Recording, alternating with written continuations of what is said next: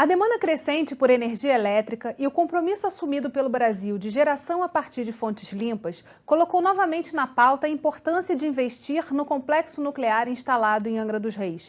Não apenas para diversificar a matriz energética, mas para gerar empregos diretos e indiretos a partir da retomada de Angra 3.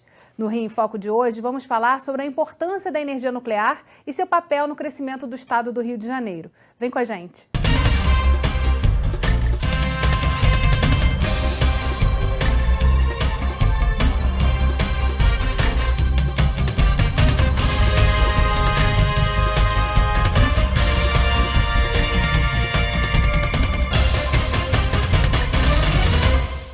O Rio em Foco recebe o presidente em exercício da Alerj, deputado estadual André Siciliano, e o diretor-presidente da Associação Brasileira para o Desenvolvimento de Atividades Nucleares, ABDAN, Celso Cunha. O Brasil possui a sexta maior reserva de urânio do mundo e, tirando a atividade de mineração e beneficiamento, que são realizadas no estado da Bahia, todas as demais etapas de processamento desse combustível e a geração de energia elétrica, propriamente dita, ocorrem no Rio de Janeiro. Olhando para o espaço, para o território do Rio de Janeiro, como estão espalhadas essas atividades ligadas à indústria nuclear? Bom, basicamente, hoje você tem a INB em Resende, que é responsável por todo o ciclo do combustível, né? Então pega desde o minério até transformar no combustível nuclear processado, né? E que fica no município de Resende. Você tem em Angra dos Reis a usina de Angra 1 e Angra 2 e Angra 3 em construção. Nós temos a base naval, a Nuclep, que produz equipamentos pesados, né? E hoje ela está construindo parte dos equipamentos de Angra 3 e construindo parte dos equipamentos do submarino nuclear, né? Brasileiro. Então, além dessas fábricas, né, nós temos aí a maioria das empresas do mundo estão localizadas aqui, como a Westinghouse, como a Areva, como a EDF, como a Rosatom russa. Né? Então, essas empresas que produzem e projetam esses equipamentos estão todas no estado do Rio de Janeiro. Então, nós podemos dizer que o Rio de Janeiro é uma capital nuclear. Em termos de estratégia, qual a importância para o estado do Rio de Janeiro de sediar esse complexo nuclear? Primeiro, a questão dos investimentos, da geração de emprego e renda no estado do Rio de Janeiro. Esse complexo da Nuclep, por exemplo, chegou a ter mais de 50 mil operários. Hoje tem em torno de 3 mil. Isso levando em consideração o submarino, a construção dos submarinos, que o governo federal fez uma aliança com a França, com um investimento em torno de 20 bilhões de dólares. Em relação à Angra 3, também os postos de trabalho. Chegamos a ter mais de 5 mil operários diretos, hoje está paralisada a obra, e com a retomada a gente calcula entre 7 a 8 mil empregos diretos e indiretos. E mais, né? Não é que a Angra 3 vai nos dar a autossuficiência, mas em torno de 2/3 da energia produzida em Angra, ela seria atendida pela demanda do Estado. Então, dos 100% da demanda do Estado, 2/3 seriam supridos por Angra 1, 2 e 3. Então, é fundamental a retomada dessas obras, né, quer seja o ProSub e Angra 3, por conta dos empregos, do investimento e também da questão da autossuficiência do Rio, que é um caminho para buscar essa autossuficiência. E como disse o Celso, né, tem também Resende, com a INB, onde o Rio de Janeiro está capacitado, né, de produzir ainda mais o combustível, e isso também pode gerar mais receitas, porque hoje em torno de 170 milhões de reais por ano, o Rio arrecada com o ICMS da INB. E com a Angra 3, essa ordem poderia ser esse total da ordem de 240 milhões de reais. Então, não só pela receita, pela geração de emprego, mas também com a questão da autossuficiência na área energética no estado do Rio de Janeiro. Na sua visão, né, na visão de ambos, a gente está discutindo hoje um processo de retomada econômica, de crescimento econômico do Estado. Fazer pressão pela retomada de Angra 3 e por investimentos federais, então, seria um foco também para diversificar a economia, para a gente falar do Rio além do petróleo? Eu não tenho dúvida. Naquele encontro que nós tivemos aqui na Assembleia Legislativa, do Polo de Desenvolvimento aqui na Assembleia, naquela discussão, eu fiquei bem impressionado, porque o setor nuclear no Rio é um novo pré-sal, eu não tenho dúvida disso. Nós temos a possibilidade de ter mais de 300 empresas no estado do Rio de Janeiro trabalhando no entorno do submarino ali em Itaguaí. Geração de emprego e renda, conhecimento e divisas. Não tenho dúvida, porque depois nós estamos construindo submarinos, mas nós vamos poder prestar esse serviço para fora, para outros países, né? Em relação à possibilidade da retomada, eu tive a oportunidade de estar junto com o governador e com o ministro da Fazenda, Henrique Meirelles, e eu cobrei num almoço que nós tivemos na última semana, quando foi apresentado aqui o plano de recuperação econômica do Estado do Rio de Janeiro. Cobrei a questão da Angra 3 e cobrei o ProSub. E, na ocasião, o ministro pediu para eu falar com o Guardian. Guardian é o secretário executivo do Ministério da Fazenda. Em relação ao ProSub, ele vai me dar todas as coordenadas, o que precisa para retomar com mais velocidade a obra. Em relação à Angra 3, ele foi mais reticente, diz que tem a questão da Eletrobras agora, a possibilidade da privatização, então ele seria mais lento. Mas em relação ao submarino, já ele vai nos passar e falei para ele que o Estado tem interesse, por conta de que essa é a possibilidade também do Rio sair da inércia que se encontra, né? De poder estar gerando emprego, estar gerando riquezas, porque o Estado precisa. Além da retomada de Angra 3, a gente tem uma possibilidade, quer dizer, tem uma necessidade de formação de um contingente de mão de obra para atuar nessas frentes que a energia nuclear traz para o Estado do Rio. Como é que está esse processo também e essa conversa com as universidades, com a formação nesse campo? Olha, o Rio de Janeiro é nós temos o único curso de engenharia nuclear, está na Universidade Federal do Rio de Janeiro, né? Hoje nós temos um problema geracional, né? Boa parte das pessoas formadas e que traz a história disso estão se aposentando, ou já estão com uma idade muito avançada e já não estão mais na frente de batalha, colocando dessa maneira. Então, nós temos um problema sério de formação. Né? E que não é só a universidade que vai resolver esse problema. Né? Vem desde a formação básica. Né? Você veja, por exemplo, um soldador na Nuclep para fazer uma solda especial dessa. Não estão falando do soldador do carro, estão falando de uma usina nuclear. Né? Então ele leva pelo menos de 6 a 8 meses para entrar em linha de produção. Né? E isso porque a própria Nuclep ela tem uma capacidade de manter isso, mas tem uma série de conhecimentos que ao longo do tempo está se perdendo. E aí faz-se necessário nesse momento que Angra 3 venha à tona. Né? Esse processo do contingente ele vai virar uma realidade a partir do momento que Angra 3 vire uma realidade. Né? O PDE, né, 2026. Plano de Desenvolvimento Energético, né, lançado pela EPE, que está em consulta pública, ele prevê o término de Angra 3 em 2026. Tem uma discussão que seria 2024, questão de linha de financiamento, mas a iniciativa privada entende que faz-se necessário que se lance a próxima usina, né? O PDE 2050 ele já prevê de 4 a 5 usinas no mínimo. Então, né? E nós estamos falando de energia de base. Né? Energia de base ela não compete com a energia renovável, nem com a eólica, nem com a solar. Porque a solar e a eólica tem uma hora que não tem sol, tem uma hora que não tem o vento. Então alguém tem que garantir isso. Quem sempre fez esse papel muito bem foi a hidrelétrica. E as hidrelétricas, né, o nosso potencial hídrico do país está reduzindo. A curva de recuperação dos reservatórios está caindo ao longo dos anos, significa que as térmicas terão que ocupar esse papel. Ou você vai ter térmicas a gás ou térmica nuclear. A gás nós temos problema com a questão do poluente, preço. Né? Então, se a gente olhar nessa matriz energética, quem menos polui né, é a energia nuclear. A questão da energia nuclear são os rejeitos, né? Mas é ela que menos impacta na geração o meio ambiente. Agora, Celso, é bom dizermos também que hoje, para terminar a Angra 3, são necessários 17 bilhões de reais. Mas se fôssemos parar e encerrar hoje do jeito que está o canteiro, os seguros, seriam necessários 12 bilhões de reais para encerrar do jeito que está. Então, eu acho mais factível que a gente possa terminar.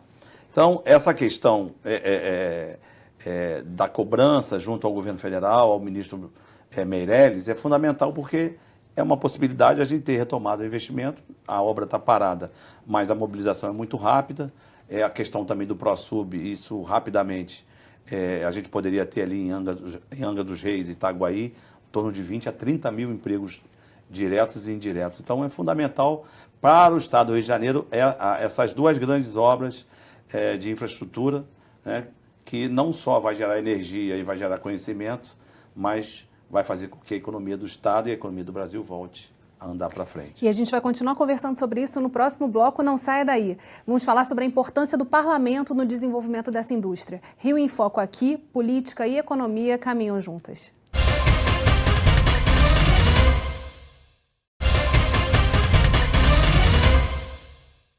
Voltamos com André Siciliano e Celso Cunha. Segundo especialistas, a indústria nuclear pode ser um dos eixos para o Rio de Janeiro sofisticar e diversificar sua indústria e depender menos da indústria do petróleo e do turismo. Em relação ao planejamento energético realizado pelo governo brasileiro, a opção de geração elétrica nuclear pode preencher a necessidade de energia quando as fontes renováveis, como a eólica e a solar, não estiverem produzindo, além de contribuírem para o progresso tecnológico e científico do país. Mas para avançar, são necessárias mudanças na legislação brasileira. Vamos assistir a matéria. Nós precisamos mexer um pouquinho nas leis, para modernizar as leis do setor nuclear, e também nós precisamos mexer em alguns detalhes também na Constituição, em função de como se forma o mercado hoje mundial da área nuclear. E são ações que a gente faz ao mesmo tempo. Uma ação política para que os recursos não parem de fluir para Angra, que tomem Angra, e não parem para Itaguaí ou Submarino, e a outra que é legislativa, que é adaptar e modernizar as leis que estão gerindo o setor nuclear. Em nível estadual, o que a gente pode fazer para fortalecer essa indústria no Rio? Eu não tenho dúvida, assim como tem uma legislação federal que fala do Repetro, que desonera toda a cadeia do setor de produção de petróleo, nós temos que ter também um Repetro estadual. Porque uma coisa é desonerar os equipamentos. Não estamos falando depois do combustível produzido lá em Resende, que o Estado hoje arrecada em torno de 170 milhões de reais por ano, mas sim os equipamentos para entrar, para começar a obra, para ser instalado, para gerar energia. Então, eu não tenho dúvida, nós podemos aqui na Assembleia Legislativa ter várias iniciativas de leis para desonerar esses equipamentos de Angra 3 e também Angra 4, como falou o Celso, porque o PDE de 2026 fala da Angra 3, e de 50 já fala da Angra 4. Né? Qual é o problema da energia nuclear? De novo, são os rejeitos. Se você tem uma gerando rejeito e ter duas ou três, você consegue ter no mesmo local todo esse... o tratamento e o armazenamento desse rejeito. Então, eu acho que na questão do rejeito, em se tratando de Angra 1, 2 e 3, naturalmente a 4 também seria aqui no estado do Rio de Janeiro. Eu acho que o deputado colocou muito bem. Primeiro, em relação ao rejeito, né, a Eletronuclear acabou de licitar o armazenamento, a construção de um espaço. Nós hoje já sabemos construir isso, dominamos a técnica de construir isso, né? Agora, só que o que está acontecendo? A empresa que ganhou, a empresa americana, vai trazer os equipamentos de fora. Então, o deputado colocou muito bem aqui uma questão. Nós estamos falando de mega empresas, como a Rosatom russa, né? Como a Areva francesa, a CNNC chinesa, né? A EDF francesa, a Westinghouse americana, que elas que serão a cabeça desses projetos. Uma delas irá construir esses projetos. Né? A pergunta é, nós vamos deixar trazer os equipamentos todos de fora? Ou vamos construir, por exemplo, lá na Nuclep, como já se fez no passado? E aí cabe sim, eu acho que o deputado colocou muito bem, o incentivo à produção local. Né? E nesse ponto, né, quando a gente fala, né, de Angra 1, 2, 3 e 4, né, eu acho que o deputado colocou melhor ainda, porque Angra 3 ela já está com os equipamentos comprados. Quem for financiar essa obra, ele não vai trazer mão de obra, ele não vai trazer mais equipamento, não vai trazer mais nada. Então é uma operação financeira. Então as empresas hoje topam botar todo o recurso, né, tanto em Angra 3 quanto numa Angra 4, numa próxima usina, se tiverem perspectiva, que corresponde a 60 bilhões em investimentos, né, durante um período de 10 anos. E aí não estamos falando mais só de 7, 8 mil, estamos falando de até 15 mil empregos só nesse coisa. Mas tem uma questão que o Celso Pancera coloca, que é a questão da Constituição. Então, eu não tenho dúvida que para atrair esse investidor, para atrair esse capital todo necessário para terminar a Angra 3 e a 4, é necessário mudar a Constituição, que é para permitir que empresas estrangeiras possam gerar, né, e operacionalizar aqui no Brasil. Do jeito que o governo tem falado também em relação à Eletrobras, que não será fácil fazer a privatização, mas vai ter que dar uma solução, não tenho dúvida, para Angra 1, 2 e 3. Né? São ativos da Eletrobras. Né? E por isso, mais do que nunca, é importante ter a bancada federal também atuante. Então, eu não tenho dúvida, vai ter que ter um rearranjo constitucional para abrir essa possibilidade.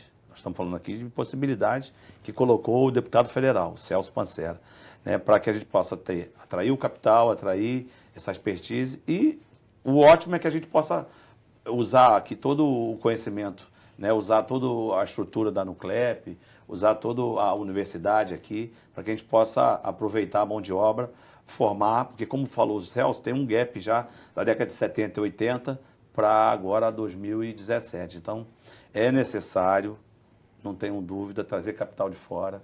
Se falarmos da 4, mais necessário ainda o investidor com a possibilidade de operar, e para isso a gente precisa mexer na Constituição.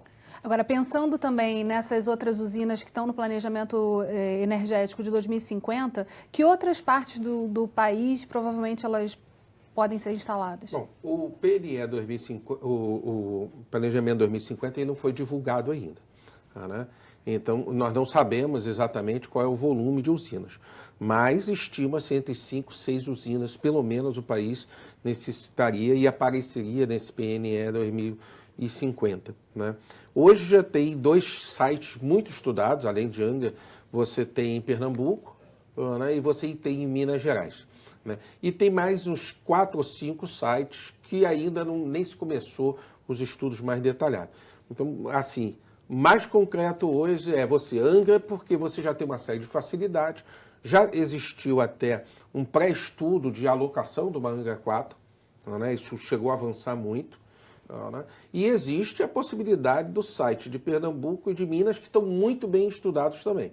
Então, a tendência é que essas novas usinas, né, no 2050, quando for publicado, ele seja num desses sites. É levado em consideração essa possibilidade de Minas e Pernambuco. Mas, sem sombra de dúvida, a 4, eu não tenho dúvida nenhuma que a 4 seria no estado do Rio de Janeiro, em Angra dos Reis. A gente vai fazer um rápido intervalo e voltamos já. Rio em Foco aqui, política e economia caminham juntas.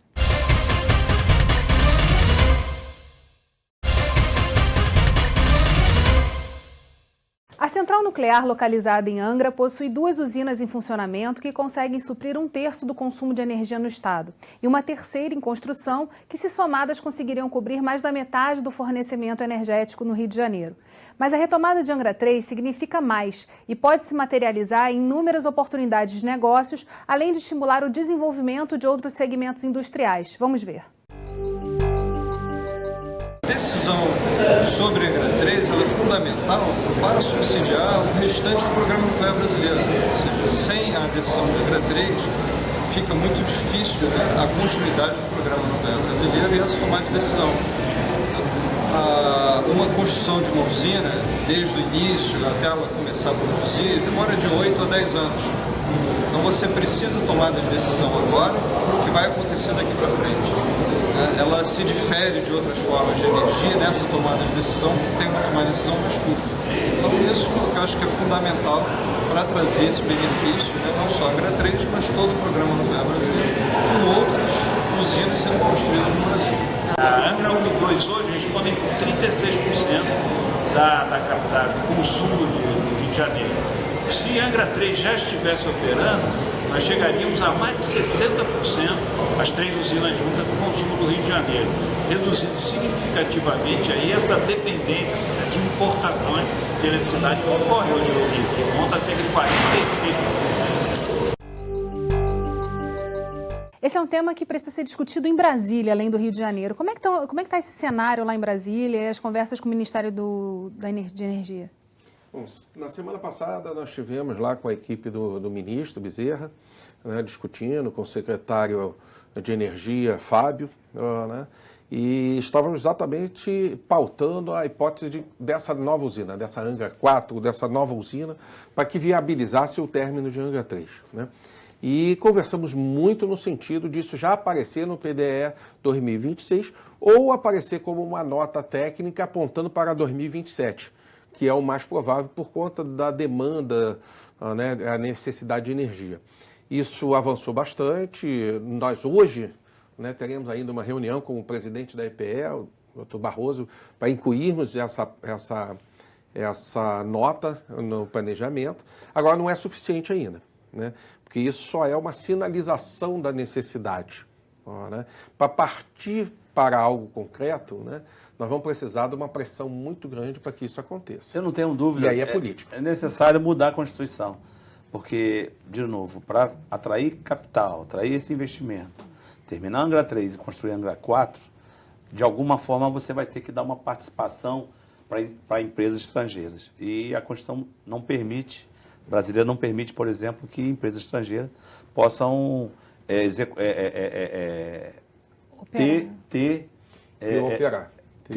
ter participação na energia nuclear e operar. A operar é a palavra que me faltava.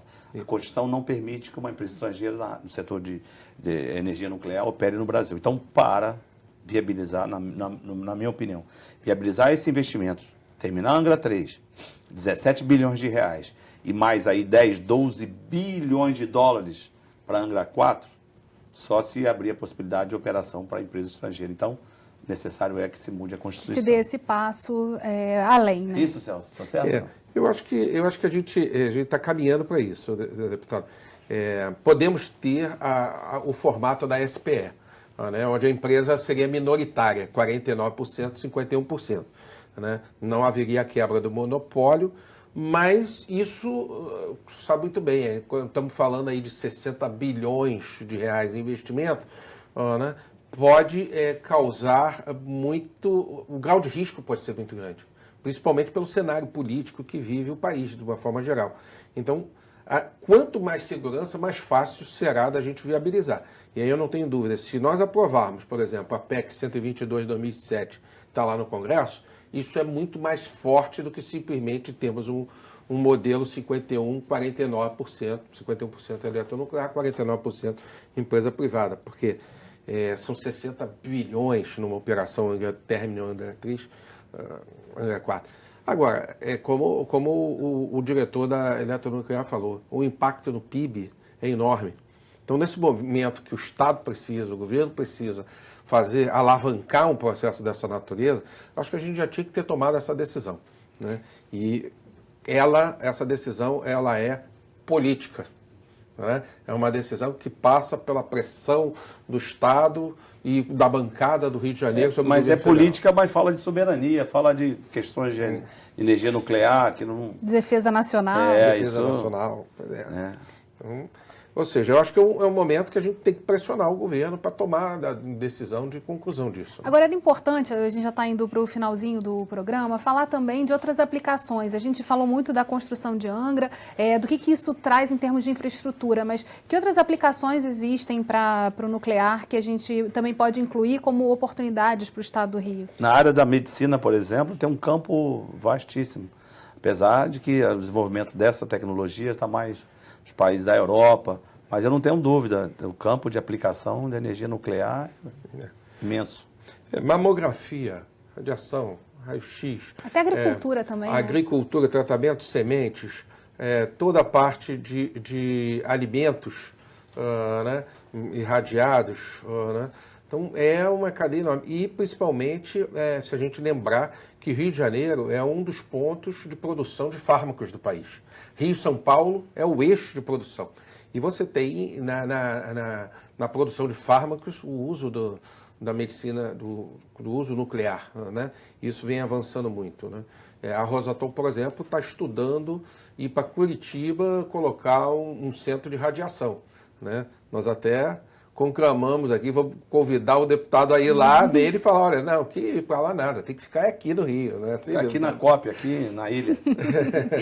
Bem, infelizmente, o nosso programa chegou ao fim. Obrigada, deputado. Obrigada, Celso. Obrigada a você, telespectador, que acompanha a nossa programação. A gente se vê no próximo programa. Aproveita e segue a gente nas redes sociais, Facebook, Instagram e Twitter. Você também pode enviar dúvidas e sugestões para rioemfoco@alerj.rj.gov.br ou para o nosso WhatsApp 21 98890 4709. TV Alerj, o canal do povo fluminense. Até a próxima.